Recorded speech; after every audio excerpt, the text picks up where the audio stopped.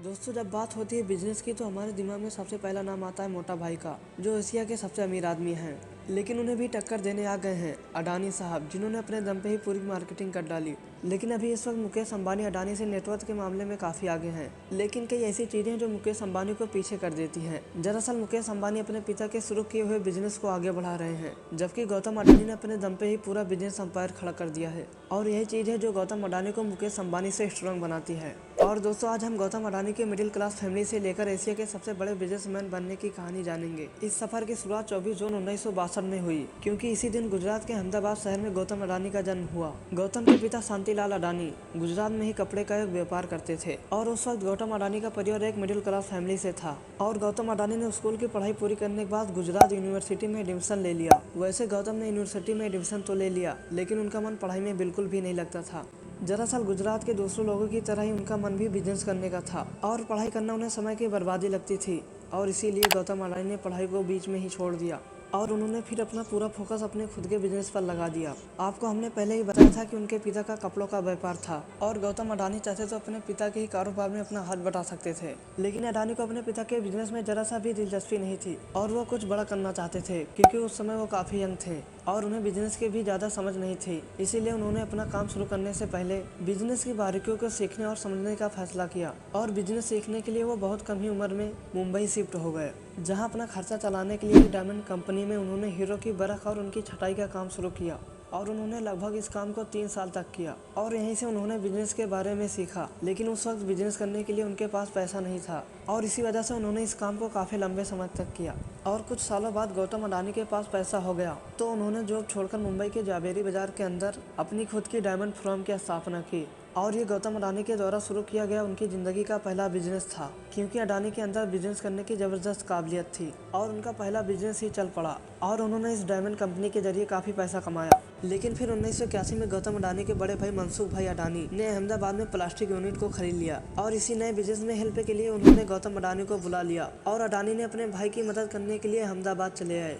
गौतम के बड़े भाई की जो कंपनी थी उसको हर महीने 20 टन क्लोराइड की ज़रूरत पड़ती थी, और जो कि भारत से उनकी ज़रूरत पूरी नहीं हो पाती थी। इसीलिए गौतम अडानी को ये क्लोराइड दूसरे देश से इंपोर्ट करनी पड़ती थी, और यहीं से अडानी को इंपोर्ट एक्सपोर्ट करने की जानकारी हुई। और दोस्तों, अडानी को इंपोर्ट एक्सपोर्ट करना काफ़ी पसंद आया, और उन्होंने इस फील्ड में भी बिजनेस करने का फैसला किया। और फिर 1988 में अडानी एक्सपोर्ट नाम की एक कंपनी शुरू की, और यही कंपनी आज अडानी इंटरप्राइजेज लिमिटेड के नाम से जानी जाती है। गौतम की मेहनत, लगन और बिजनेस की समझ से इनका इंपोर्ट एक्सपोर्ट करने वाला बिजनेस भी निकल पड़ा, और उन्होंने इस बिजनेस से भी बहुत सारा पैसा कमाया, क्योंकि उनके इस बिजनेस ने काफ़ी कम समय में काफ़ी तरक्की कर ली थी। और फिर आया 1991। इस साल में इकोनॉमी लाइब्रेशन पॉलिसी के आने के बाद से प्राइवेट कंपनियों के लिए, व्यापार के लिए और भी नए नए रास्ते खुलने शुरू हो गए, और गौतम अडानी ने इस अवसर का भरपूर लाभ उठाया। दरअसल लाइब्रेशन पॉलिसी के आने से गौतम अडानी ने अपने बिजनेस को और भी तेजी से बढ़ाना शुरू कर दिया, और उन्होंने कई सारे बिजनेस शुरू कर दिए, और कुछ ही समय में उनका काफ़ी बड़ा बिजनेस हो गया। लेकिन अडानी को एक समस्या आने लगी, क्योंकि गौतम अडानी का इंपोर्ट एक्सपोर्ट करने वाला बिजनेस बहुत बड़ा हो गया था, जिसकी वजह से उनके बहुत सारे शिफ्ट बंदरगाह पर आते थे, और बंदरगाह पर रहने वाली भीड़ और रश की वजह से अक्सर उनकी शिफ्ट लेट हो जाती, और इसी वजह से उनका काफ़ी समय बर्बाद हो जाता, और साथ ही साथ उनका बिजनेस में भी लॉस हो रहा था। और उन्होंने इस समस्या को दूर करने के लिए बंदरगाहों का बिजनेस करने का फैसला किया, और उन्हें बंदरगाहों में उतरने का मौका साल 1994 में मिल गया। दरअसल गुजरात के सरकार ने कच्छ में मौजूद मुद्रा पोर्ट को चलाने का काम किसी प्राइवेट कंपनी को देने का फैसला किया, और साल 1995 में गौतम अडानी ने गुजरात सरकार से ये कॉन्ट्रैक्ट हासिल कर लिया, जिसके बाद मुद्रा पोर्ट उनके अंडर में आ गई। और दोस्तों, कहा जाता है आज गौतम अडानी जिस भी मुकाम पर हैं, उसका सबसे बड़ा श्रेय जाता है इसी कॉन्ट्रैक्ट को हासिल करना। और आज की बात करें तो ये कंपनी भारत की सबसे बड़ी प्राइवेट मल्टी पोर्ट ऑपरेटर, और मुद्रा पोर्ट भारत का सबसे बड़ा बंदरगाह माना जाता है। दरअसल आगे चलकर इंपोर्ट एक्सपोर्ट करने के लिए दूसरों लोगों का सिर्फ इस्तेमाल करना गौतम अडानी के लिए घाटा हो रहा था, और फिर उन्होंने बहुत सारे सिर्फ खरीद कर इस समस्या का भी निवारण कर दिया, और इस तरह इंपोर्ट एक्सपोर्ट की बिजनेस में एक बड़ी सफलता हासिल कर ली। और फिर साल 1996 में फिर उन्होंने पावर बिजनेस में अंडर किया, और उन्हें दूसरे बिजनेस की तरह इस बिजनेस में भी काफी समस्या का सामना करना पड़ा।